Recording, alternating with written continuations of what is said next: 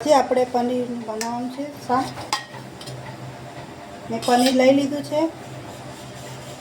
તેમાં 1 ચમચી મરચું,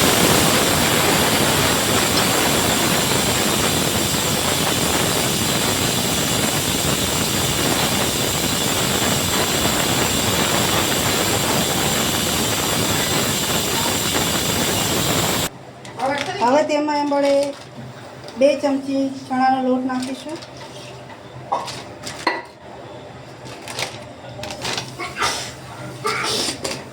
સ્વાદ અનુસાર મીઠું,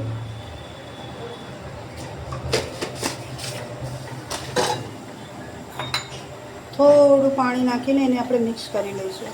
થોડી વાર માટે એને આ રીતના તેને હાથ વડે ચલાવવાનું એટલે આપણું સરસ થઈ જશે.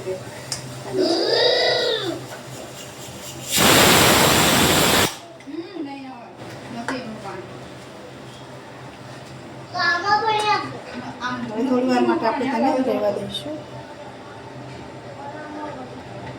ડુંગળી, ટામેટાં, મરચાં એ બધાને મેં સાતળી લીધું છે અને આ આપણું ઠંડુ થઈ ગયું છે એટલે હવે આપણે મિક્સરમાં તેને ક્રશ કરી લઈશું અને પેસ્ટ બનાવવાની છે. તેમાં આપણે સોહાનો શાહી પનીર મસાલા લેવાનો છે. તેને દૂધમાં નાખીને અને આપણે ઓગાળી દઈશું.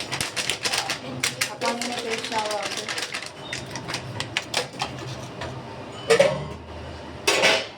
હવે તેમાં થોડું આપણે દૂધ નાખીશું.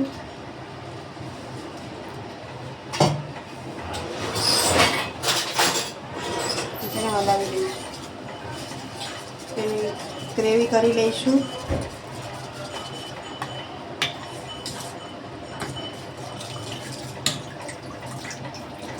હવે તેમાં આપણે 5 ચમચી તેલ નાખીશું.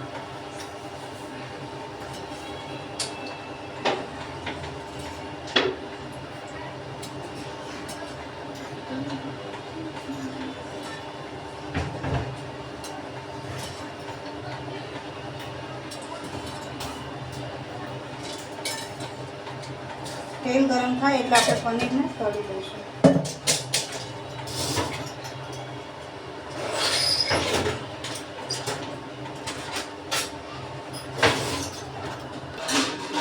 હવે આપણું તેલ ગરમ થઈ ગયું છે એટલે આપણે જે પનીર અને પહેલેથી આપણે મરચું અને બધું ચણાનો લોટ કરીને ભેગું કરી દઉં. 10 મિનિટ થઈ ગઈ છે. હવે તેને આપણે તળી લઈશું. તેને બ્રાઉન થાય અને આ રીતના કરશો તો તમારું પનીરનું શાક બહુ સરસ બનશે.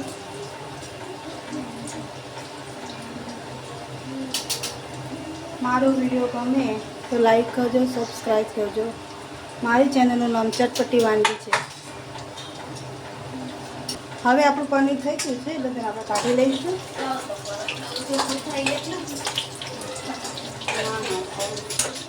આવી રીતે આપણું પનીરનો કલર ચેન્જ થઈ જાય છે.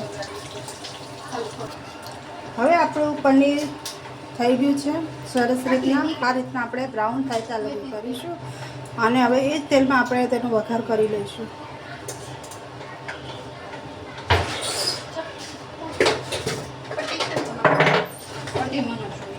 એ માટે મેં જીરું લીધું છે. થોડું જીરું નાખીશું. થોડી રાઈ નાખીશું.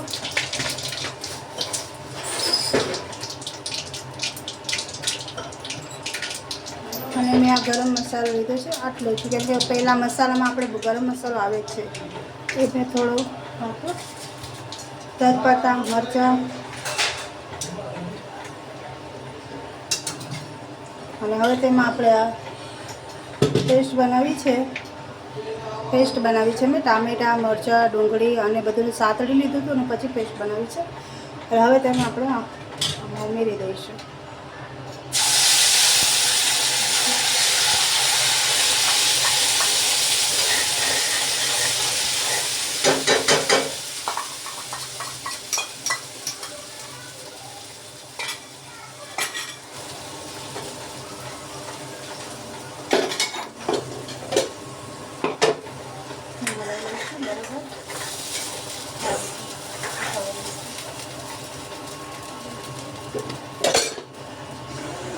હવે થોડી વાર માટે તેને થવા દઈશું.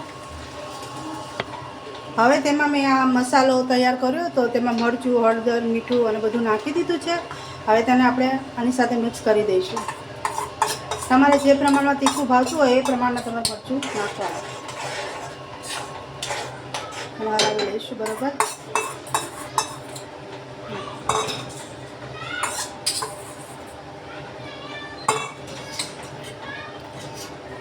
હવે તેને આપણે થોડી વાર માટે થવા દઈશું. ત્યાર લગી આપણો કલર ના આવી જાય ત્યાં લગી તેને આપણે થવા દઈશું. તમે જોઈ શકો છો જો આપણું તેલ આવી રહ્યું છે અને કલર પણ ચેન્જ થવા મળ્યો છે. આ રીતના આપણે વચ્ચે હલાવતું રહેવાનું જેથી કરીને આપણો ગ્રેવી નીચે ચોંટી ના જાય. હવે તેમાં મેં આ ડુંગળી અને મરચાં એ પણ અમે તેમાં આપણે ઉપરથી એડ કરી દઈશું જેથી કરીને આપણા મરચાં અને ડુંગળી બફાઈ જાય.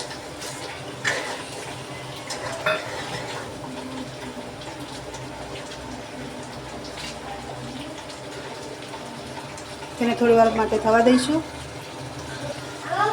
હવે તેમાં આપણે આ પનીર તેને એડ કરી દઈશું.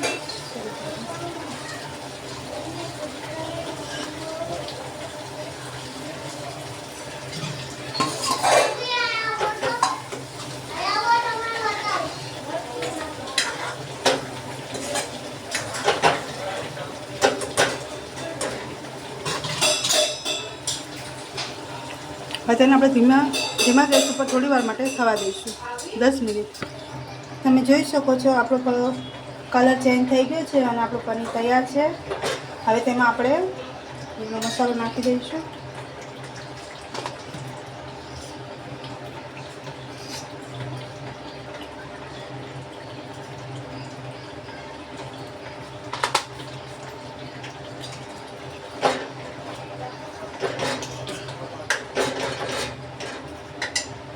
આપણું પનીર તૈયાર છે, સરસ બને છે. તમે એકવાર બનાવજો.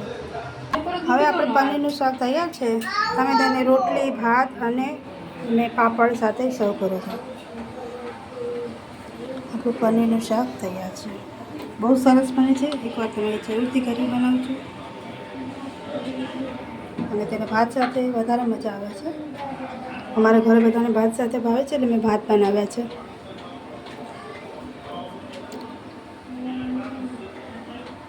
ચાલો જમવા અત્યારે.